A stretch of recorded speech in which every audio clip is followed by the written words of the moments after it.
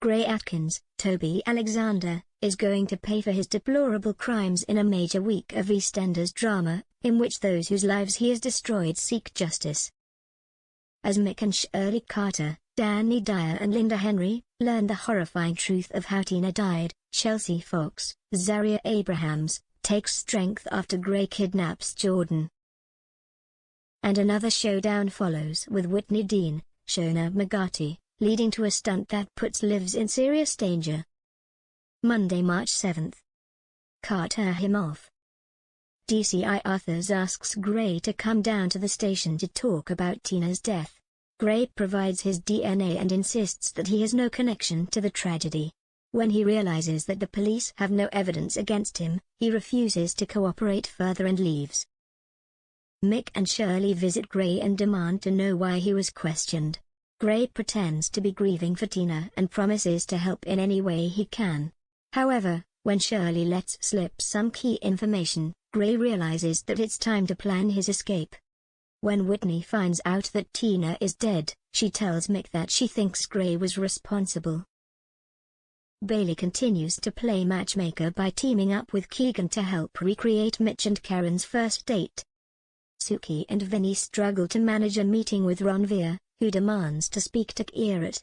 They're relieved when Kierat arrives just in time. Tuesday, March 8th. Chelsea glares daggers. Shirley demands to know what's going on, so Whitney and Mick share the theory that Gray was responsible for Tina's murder. Mick is still skeptical, but everything falls into place for Shirley and she storms out of the Vic to find Gray. Gray calls Chelsea and tells her that they need to go away for a few weeks.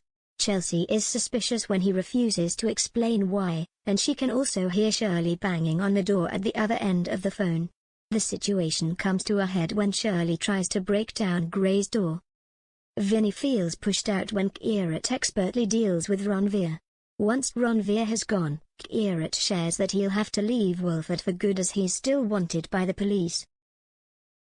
Before Kierat can leave, Whitney begs for his help with protecting Chelsea. Kierat is reluctant to get involved, but is stopped in his tracks when he spots a conversation between Gray and Denise. He heads to the hospital and tries to warn Chelsea what is happening, but will he arrive in time? Rocky struggles after being given a job at the funeral parlor. Wednesday, March 9th.